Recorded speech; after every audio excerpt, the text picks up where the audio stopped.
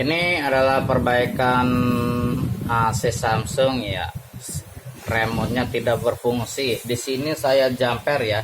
Di jumper di jalur V out ya. Di sini ada V out ya.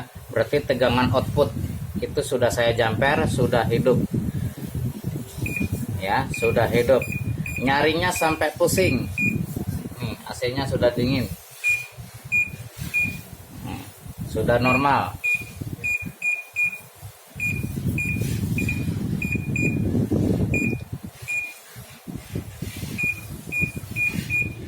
Oke, ya, sip.